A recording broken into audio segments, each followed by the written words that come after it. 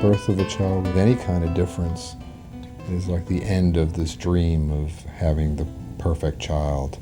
It sort of changes the trajectory really fast, and it's a rough moment. I did a study a few years ago where I asked parents to remember the moment when they were told about their child's condition.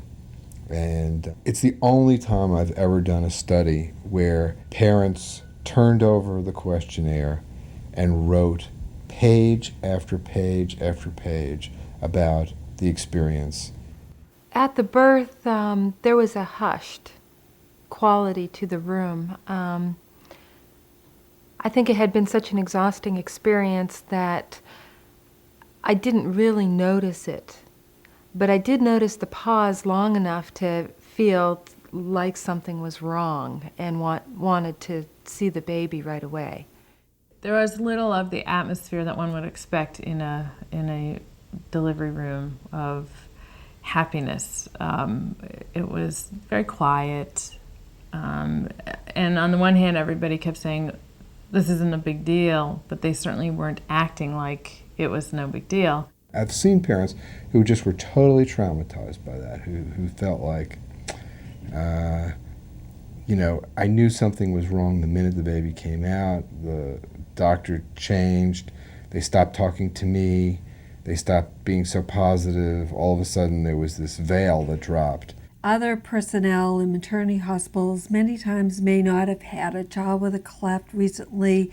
There's a little bit more pandemonium about it. There's a little bit more, we have an abnormal birth here. And so all of a sudden the parents are faced with, now what do I do? And we just didn't know when this thing would be corrected. Would she have to live for 3 years with this? Would she be able to speak normally, breathe normally? There were a lot of things thrown around, and I think that the reality is a lot easier to deal with than the whole array of possibilities that were thrown out in terms of what was going to happen. It didn't help us getting started feeling that there was little understanding of what parents need at that point, which is to get started, to get some correct information, to get started learning about the issue that you're facing as parents, to get perhaps a recommendation as to where one might go for treatment, and where one might begin to find a surgeon, or the need for a craniofacial center. We were counting fingers, we were counting toes. We just didn't know what this really meant for us and for our baby. I mean, we were just scared. Our biggest fear was that she would look so different than other children that it would be very psychologically damaging. And the thought that that kind of normal childhood and life experience that you expect your children to be able to have might not be her experience was just heartbreaking. In the beginning, because your child, quote, is born with a defect, I think that's all the parent sometimes sees. They're overwhelmed, they're devastated.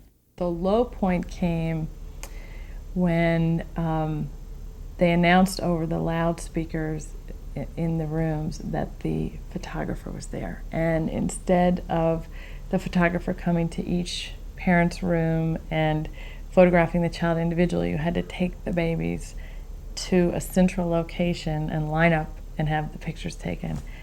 And I remember my husband and I just agonized, and we just decided that we really couldn't deal with this. We couldn't deal with lining up, having all the parents sort of say, "Oh, let's see your baby, let's see your baby," and having to deal with the issue of how to position her. And I remember soon after that, I went to take a shower, and I just got in the shower and closed the door and just cried and cried and cried and cried, because I just felt so awful that she had been brought into the world without the kind of head start that other kids have, and that her future for the next few months was going to be preparing for surgery and getting through surgery, and she wasn't just going to be, the happy little baby that all the other kids were. And, as it turned out, she was a happy little baby like other kids were.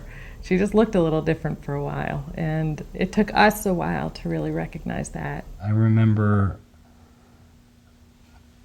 things settling down and asking Cheryl if she was okay and saying, I'm going to go for a run, and I just ran for an hour through Wellesley, just tears pouring down my face, feeling everything from sorry for myself, sorry for this child, why did it have to happen to me, and how was all of what you see as these beautiful days of your newborn child, how you're going to deal with that, bringing her to a shopping mall, having people stare or look.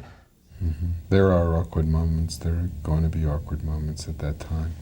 But that's the crisis time. And that's not most of what life is about. And I think it's just remembering to give people, if at all possible, a start with a positive spin. A nurse who obviously had some experience with Cleft was very reassuring right away and said she'd seen beautiful surgical work done that repaired the lip very well, and that was encouraging.